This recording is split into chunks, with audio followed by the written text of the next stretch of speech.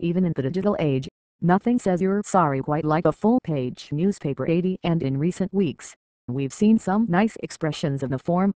In Britain, the grocery giant Tesco took to the presses to beg forgiveness from a grossed-out populace for that horse meat posing as hamburger it sold. Those ads have been variously mocked and praised for their stabs at poetry, and for such oblique phrases as, "What burgers have taught us."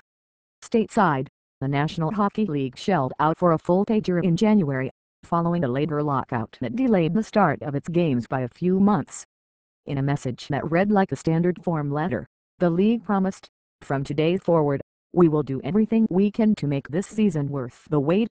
It praised the dedication of players and passion of fans, but the AD was lifeless, suggesting that the NHL was just going through the motions.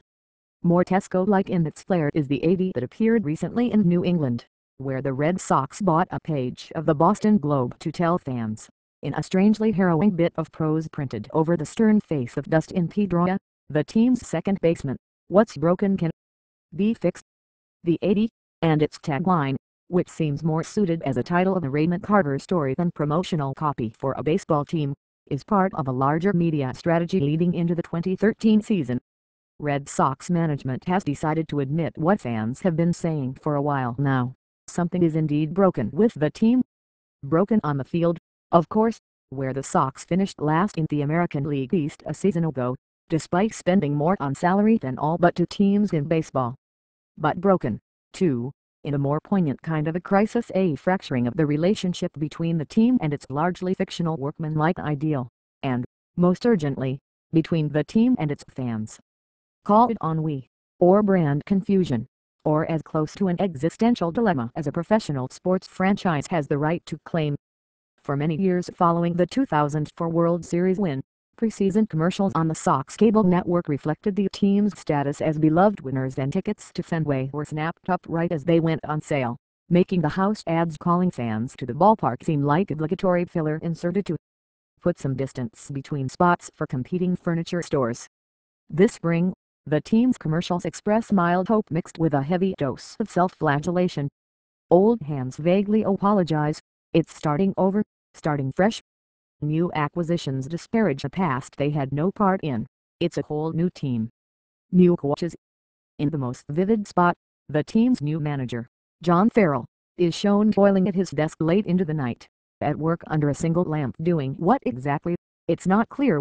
Rearranging lineups, inventing new statistical models, doodling imaginary replacements for David Ortiz.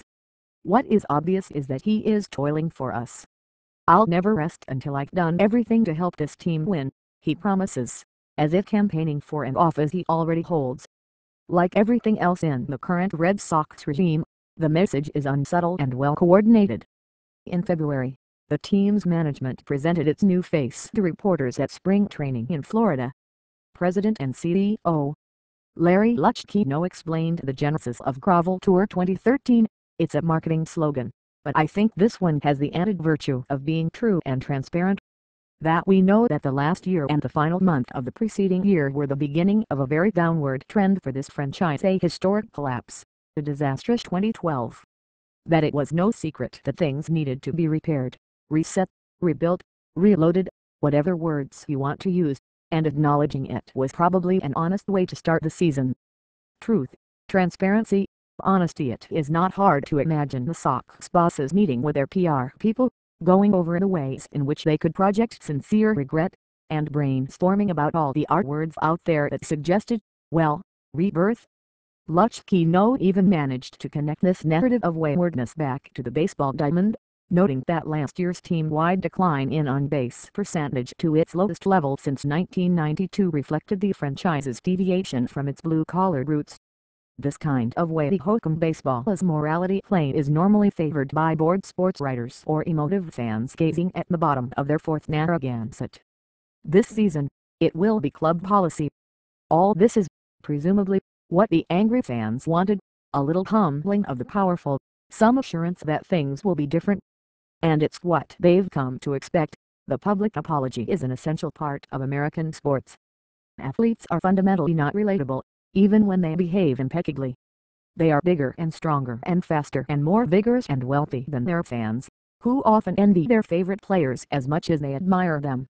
When an athlete transgresses, cheats on his wife, or takes drugs, or skips practice, or loafs in a game, an already tenuous relationship is threatened with ruin. And so the player gets paired with an interviewer, or steps to a podium, and rends his expensive garments and mouths all the platitudes and gives himself over to the revenge fantasy the callous hero laid low that fans think they long to see. Franchises and sports leagues are even less relatable than their players. Fans may be suspicious of players, but we often feel downright hostile toward their corporate bosses. They're the ones who charge us hundreds of bucks for seats and a dozen bucks for a beer, who trade away our favorite players, and fool our politicians into making us pay for stadiums we can't afford. Yet these massive business enterprises also own the rights, in effect, to some of our favorite colors and fondest memories. It's a complicated relationship, in which fans are treated like customers but told they are members of a family. When a team wins, that relationship works well. When it loses, things can get very tense very quickly. Last April, after his team missed the playoffs for a 7th straight season, the Toronto Maple Leafs chairman posted an open letter, noting that the franchise is a public trust with the greatest fans in the world. "We have fallen short of everyone's expectations, and for that we are sorry." The letter was met with derision. The Leafs are the most valuable franchise in hockey, with the most expensive and hardest to get tickets. They are the national symbol and for decades now, the national disgrace. They owe their fans a blanket, lifetime apology, so why start now? When franchises self-identify as a public trust, they're not just manipulating sentiment, they're falsely defining the terms of their existence. "We owe you better," they say, "because we are so much more than a business." In this way, the apology campaigns are similar to the Clint Eastwood halftime in America Chrysler 80 that ran during the 2012 Super Bowl, which transformed Detroit and, by extension, Chrysler's cars into a nostalgic idea about American greatness. It's no surprise that Mitt Romney hoped Eastwood would reprise this speech at the Republican National Convention. This is both clever and false. Detroit is just a city, Chrysler just sells cars, and the Maple Leafs and Red Sox are just sports teams. Yet even while they try to emphasize the tribal connection, teams can't help but acknowledge the real terms of the relationship. At the bottom of the Red Sox's apology in the Globe were the words that will pay for the 80 by many times over. "Summer tickets on sale now.